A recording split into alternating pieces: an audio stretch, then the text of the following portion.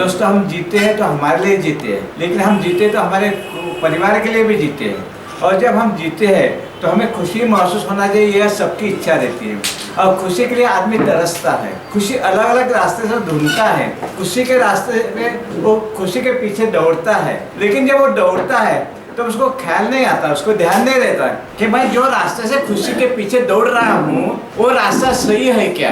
बाकी लोग दौड़ रहे हैं इसलिए मैं वही रास्ते से दौड़ रहा हूँ। आदमी 70-80% लोग समाज में जैसा बिहेव करते, जैसा बर्ताव करते, उसी रास्ते से बर्ताव करने का प्रयत्न करता है। लेकिन समाज में 70-80%, कभी भी 90% लोग गलत रास्ते से चलते हैं, गलत रास्ता चुनते हैं, गलत विचार सुनते हैं, गलत भावना चुनते हैं, उनको उसका पता नहीं रहता। क्यों? क्योंकि हम व्यवहारिक जीवन में रहते हैं, व्यवहारिक जीवन में सोचते हैं और व्यवहार सोचते हैं। हमें ऐसा लगता है कि पैसे सब कुछ है, हमें ऐसा लगता है कि जिंदगी में मजा लेना ये मुख्य ध्येय होना चाहिए, जिंदगी में सुख लेना, सुख सुविधा का आनंद प्राप्त करना यही मुख्य ध्येय है। हमारा रास्ता गलत होता है, हमारा रास्ता गलत होता है तो हम गलत चुनते हैं। चॉइस रहता है, हमारे चॉइस से हम जीते, लेकिन हमारा चॉइस गलत है कभी ख्याल में नहीं आता। क्योंकि बाकी लोग खाते पीते हैं तो खाते पीते हैं, बाकी लोग तो गलत थोड़ी हो सकते हैं, लेकिन मेजॉरिटी एक गलत रहती है। बहुत बार हमें मालूम नहीं रहता है, जिंदगी में हमें यही बताया रहता है कि इतने लोग ऐसा कर रहे, उतने लोग इतना कर रहे, वो गलत थोड़ी हो सकते, इसलिए तू भी ऐसा ही कर। और हमें हमारा विचार बुद्धि, हमारा विवेक बुद्धि, हमारी कल्पना शक्ति, हमारी भावना शक्ति इस्तेमाल करने का ट्रेनिंग नहीं दिया जाता है, हमें आदत नहीं लगती, इसलिए हम अंधे चलते हैं, हम अंधे चलते हैं। जो भी ज्ञान रहता है, बहुत सा ज्ञान हमें मालूम रहता है कि हमें मालूम है, हमें मोबाइल यूज कैसे करना मालूम है, हमें मराठी में कैसे बोलना मालूम है, हमें अंग्रेजी में कैसा बात करना कुछ लोगों को मालूम है। और कुछ चीजें ऐसी होती कि हमें मालूम है कि हमें मालूम नहीं है। जैसे मैंने बोला कि हमें तमिल मालूम है बोली है, लेकिन बोलना नहीं आता है। हमें मालूम है कंप्यूटर हैंडल करना कैसे, लेकिन कैसे रिपेयर करना ये नहीं मालूम। उसके बाद में और एक चीज रहती है, वो 75% रहती है। वो जिंदगी में हम 75% में बहुत बार अटक जाते हैं कि हमें क्या मालूम नहीं है, हमें मालूम नहीं रहता है, हमें क्या मालूम नहीं है, हमें मालूम नहीं रहता। और जिंदगी हमारी वैसे ही चलती है, और वैसे जब चलती है तो हम जो 25% नॉलेज उसके भरोसे चलते हैं कि हमें सब कुछ मालूम है। मैंने जिंदगी इतने साल देखे, मैंने इतना पैसा मिलाया, मैंने इतना काम किया, मैंने इतने लोगों का अच्छा किया, तो मुझे सब कुछ मालूम है। लेकिन हम जो भी कुछ चलते हैं तो अंधे रास्ते पे चलते हैं, हमें मालूम नहीं रहते हैं। उसके कारण हमारा चॉइस गलत होता है। अगर चॉइस गलत होता है तो उसका परिणाम भुगतना पड़ता है। जिंदगी में हमें जो भी करते हैं तो बहुत सा जो भी कृत्य होती है वो ऐसी होती है कि जिसमें हमारा नुकसान होता है। जो नहीं करना चाहिए वो हम जिंदगी भर करते हैं, जो करना चाहिए वो कैसे नहीं करना ये भी सोच के चलते हैं। और पर्पसफुली हम जो करना चाहिए वो छोड़ के बाकी सब करते हैं, और करते हमें आनंद भी लेते हैं, हम उसका अभिमान भी लगता है कि हम ये ऐसा बर्ताव करते ख्याल भी नहीं आता। क्यों? क्योंकि आदमी का स्वभाव ऐसा है, आदमी का जो नेचर है, ह्यूमन बीइंग, वो अलग तरीके से बना हुआ है कि उसको लगता है कि मैं कभी गलत नहीं करता।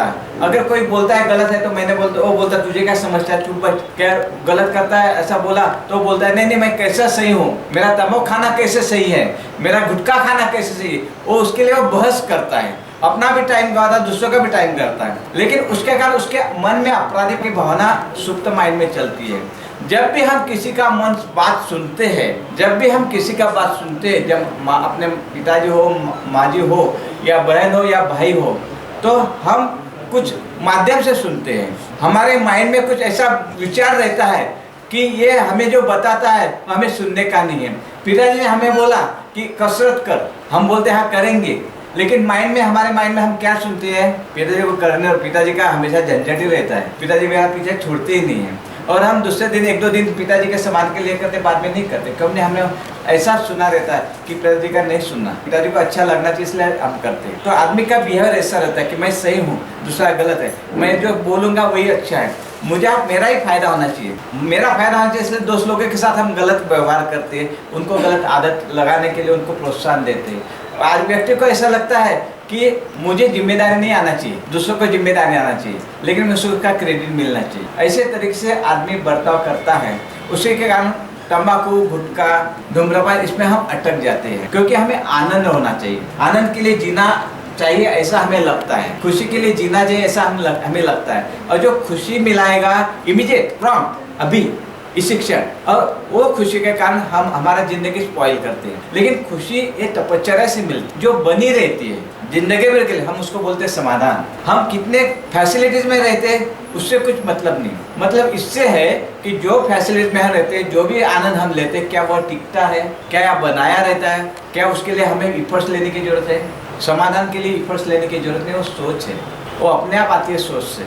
निकोटिन एनोनिमस में आए हैं तो समाधान के लिए आए हैं। हम निकोटिन एनोनिमस में आए हैं तो हमारे आध्यात्मिक जीवन जीने के लिए आए हैं। हम निकोटिन एनोनिमस में आए हैं तो हमें जिंदगी के अगले लेवल पे जाने के लिए आए हैं, हमारे परिवार को अगले लेवल में ले जाने के लिए आए हैं, हमारे परिवार की और हमारी खुशी अगले लेवल में ले जाने के लिए आए हैं कि जिसके कारण खुशी बनी रहे, जिसके कारण हमें तो फायदा हो, हमारे घर में भी फायदा हो, लेकिन दूसरे के परिवार को भी फायदा हो। इसलिए हमें 12 स्टेप दिया गया है कि कैरिंग द मैसेज। मुझे निकोटिन एनोनिमस के फिलॉसफी के कारण, मदद के कारण मुझे अब तंबाकू से दूर मैं हूँ, तो अभी मैं दूसरों को तंबाकू से दूर रखना चाहिए, ये मेरा कर्तव्य है। और मैंने बोला कि जिम्मेदारी लेने का आदमी को बहुत नाखुशी रहती, लेकिन वही तो आध्यात्मिकता है, वही तो हमारी ताकत है। व्यक्ति को ताकत कब महसूस होती है? जब वो कुछ त्याग करता है, जब वो अपने वेदना से, अपने दुख से कुछ खुशी निर्माण करता है कि जिसके कारण दूसरे का फायदा हो, जिसके कारण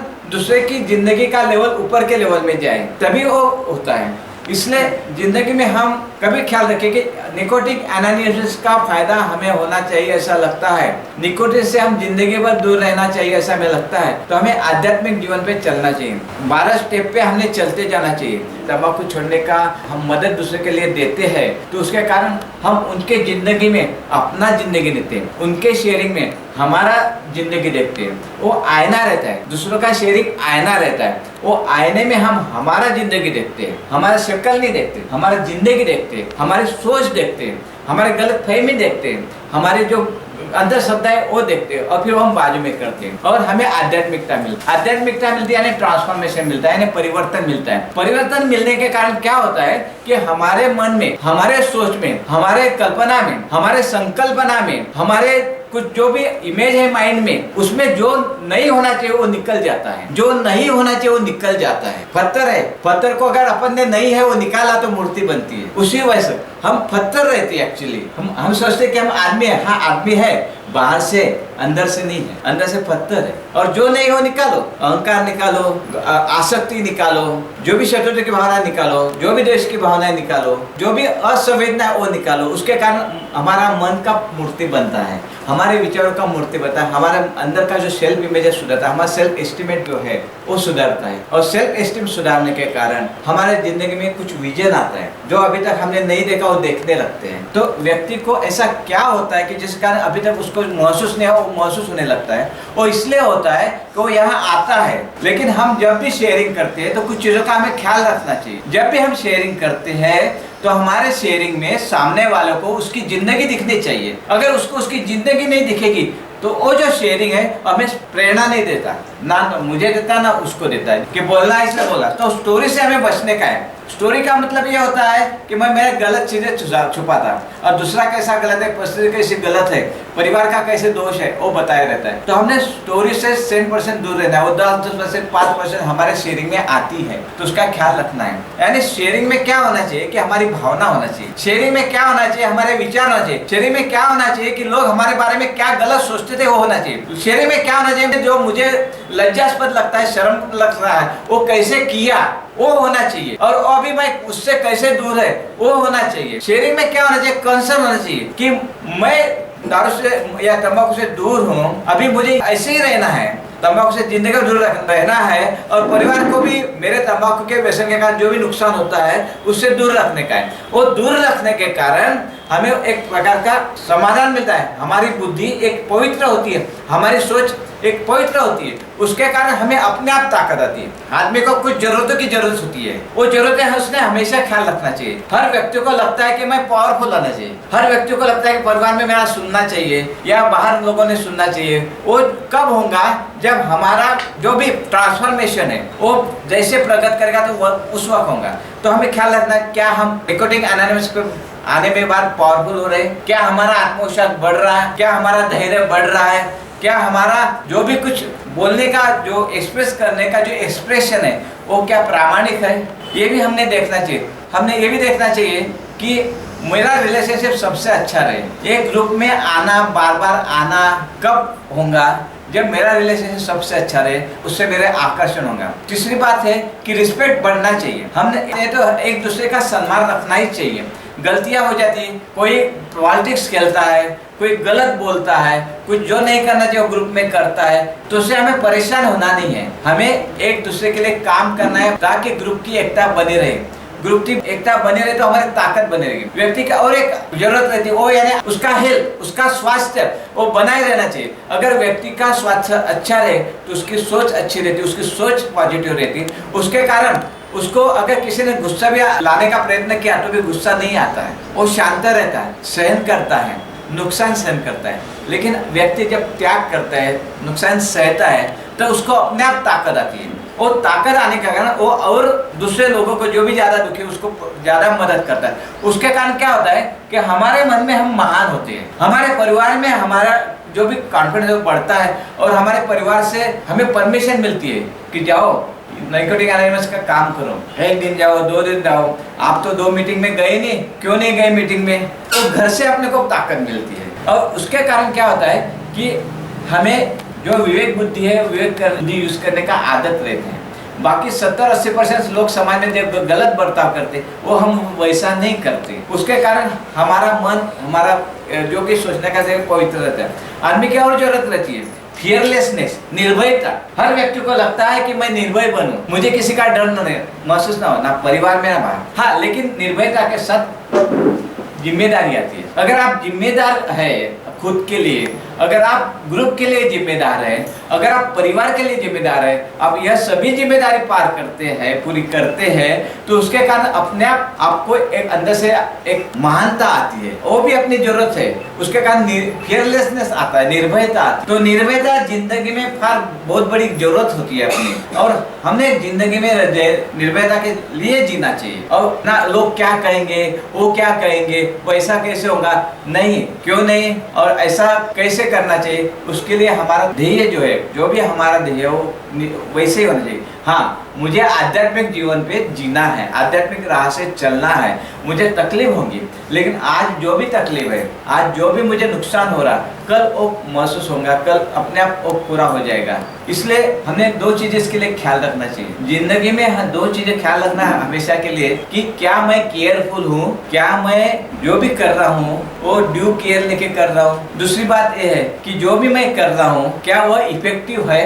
मैं ये मीटिंग में आया, ये मीटिंग मेरे लिए इफेक्टिव है क्या? मैं ये मीटिंग में शेयर किया, ये मेरे लिए इफेक्टिव है क्या, प्रभावी है क्या? आज ये मीटिंग में मैं आया हूँ, ये पब्लिक मीटिंग हुई है, मैं मेरे परिवार के लिए क्या घर लेके जा रहा हूँ, ये भी हमने देखना चाहिए। तो हम हमारे हर एक्शन में प्रभावी होना चाहिए। हर एक्शन करते वक्त हमें सिर्फ करना चाहिए इसलिए नहीं करना चाहिए। तो हमें अगर निर्भय बनना है, पावरफुल बनना है, अगर हमें एक जिंदगी में जो चाहिए वो कर सकने का आत्मविश्वास अगर होना है, धैर्य होना है, करेज होना है, तो हमें ये चीजें ख्याल रखना चाहिए। इससे ये एक्चुअली चॉइस होना चाहिए, मजबूरी नहीं होना चाहिए। बहुत बार जिंदगी में हम सोचते हैं मजबूरी करके आते हैं। कुछ लोग यहाँ आज भी आए होंगे कि इसको नहीं बोले इसलिए चलो, रजत को नहीं बोल सकते तो फिर चलो कैसे कर, या हमारे हस्बैंड को नहीं बोल सकते चलो, लेकिन मजबूरी से मत करो, अपने चॉइस से करो। मजबूरी से कुछ चीजें कभी कभी होती है, लेकिन उसमें इफेक्टिव है देखो, आप प्रभावी है क्या देखो। जो भी आप सुनते हैं वो प्रभावी वृत्ति से सुने,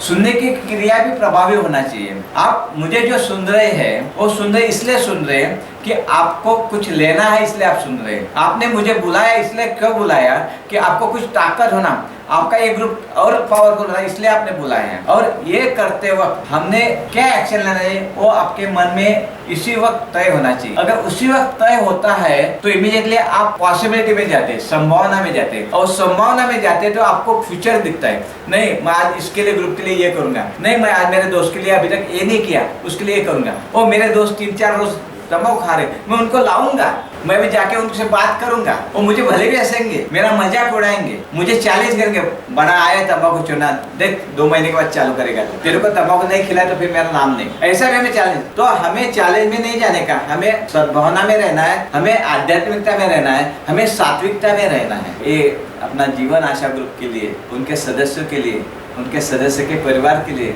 मैं शुभकामनाएं देता हूं। और आपके माध्यम से यह जो ग्रुप का कार्य हजारों लोगों तक, लाखों लोग तक पहुंचे, इसलिए आपको मैं फिर से शुभकामनाएं देता हूँ।